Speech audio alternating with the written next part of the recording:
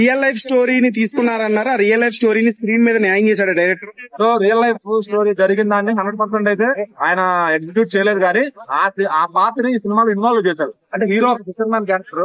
So ఖచ్చితంగా అది బయట జరిగిన ఒక స్టోరీని దానిలోంచి ఒక ఆయువుని తీసుకుని, ఆ మెయిన్ సోల్ ని తీసుకుని ఆ స్టోరీని ఇక్కడ ఒక లవ్ స్టోరీకి అటాచ్ చేసి తీశారు అనమాట.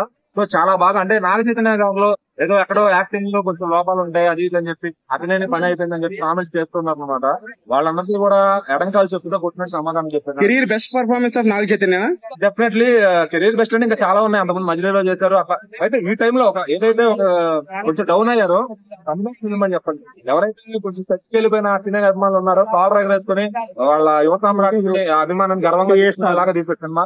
స్క్రీన్ ప్లే కోసం సాయి పల్లవిని పెట్టుకుంటే నాగ చైతన్య అని బయట టాకు ఏమంటావు? అలా ఏం లేదు భయ. సాయి పల్లవి మార్కెట్ ఉంటాయి. మళ్ళీ చెప్తున్నా, మీరు క్లోజ్ చేసుకుంటారో సాయి పల్లవి ఆవిడకంత మార్కెట్ ఉంటే లేడీ ఓరియంటెడ్ సినిమా తీసి ఒకప్పుడు అనుష్క గారు తీశారు అరుంధతి పంచాక్షి అని. ఆ తర్వాత సమంత గారు ఓబేబీ తీశారు. అట్లా లేడీ ఓరియంటెడ్ సినిమా తీసి ఆవిడ ఒక 1 కోట్లు కొట్టి చూపించమంటే ఆవిడ లేడీ పవర్ అని.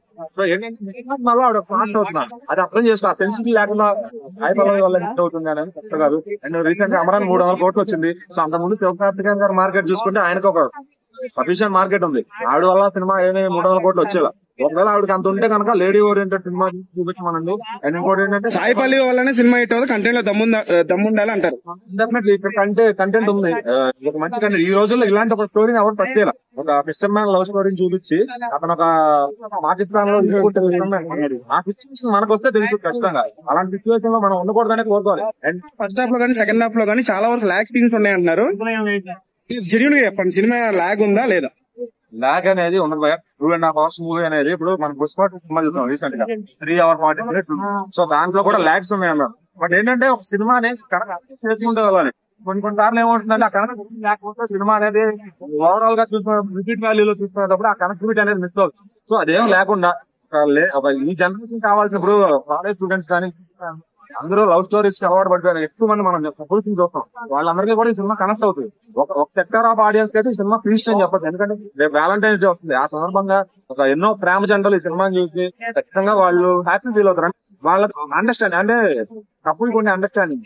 ఒకవేళ మనం దూరంగా ఉన్నా, మన ఇప్పుడు ఈ సినిమాలో పాకిస్తాన్ అంతా చూపించారు. సో రియాలిటీలో అంత జరగదు. బట్ ఏంటంటే ఒక అండర్స్టాండింగ్ అనేది కపుల్ మధ్య ఉండాలి. అండర్స్టాండింగ్ రియల్ లవ్ అనేది పోతుంది ఈ రోజుల్లో.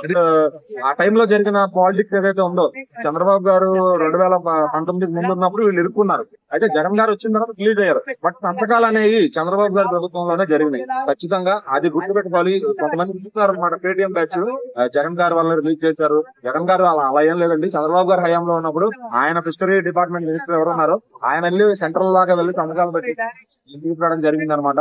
సో రకంగా ఇదంతా పాలిటిక్స్ పక్కన పెట్టేసేయండి. బట్ ఈ సినిమాలో కొంచెం ట్రై చేశారు అలా చూపించడానికి, అటు ఇటుగా బ్యాలెన్స్ చేశారనమాట. ఏదో ఆ ప్రభుత్వం ఈ ప్రభుత్వం ఉన్నట్టు పాలిటిక్స్ అయితే ఎక్కువ ఇన్వాల్వ్ చేయలేదు సినిమాలో. నాగ చైతన్యకి 100 కోట్లు బొమ్మ లేదనే చిన్న వెలితి అది ఈ సినిమాతో తీరుతుందా? డెఫినెట్లీ ఇదేం అన్సీజన్ కాదు, వాడేం హాలిడే రిలీజ్ కాదు. ఈ రోజు దేవంతా మొదలు పెడుతున్నాడు. ఎవరెవరైతే కాల్స్ చేసే ఒక బ్యాచ్ ఉన్నారన్నమాట, టైర్ 2 అనో టైర్ 1 అనో లెక్కలు మాట్లాడి చెప్తారు. అవన్నీ నాగచైతన్య గారికి వర్తించు ఖచ్చితంగా. సో డే 1 నుంచే ఓతకోత మొదలు పెడుతున్నాడు ఖచ్చితంగా. ఈ రీసెంట్ గా ఏదో జతగా ఉందంటారు, విజయ్ దేవరకొండ పేరు చెప్తారు, ఏదో చెప్తారు, కానీ అవన్నింటినీ కూడా గాల్లో ఎగరేసి కొడుతుంటారు. బాక్స్ ఆఫీస్ కి నాగచైతన్య గారికి ఒక మంచి రిలీఫ్ లభించింది.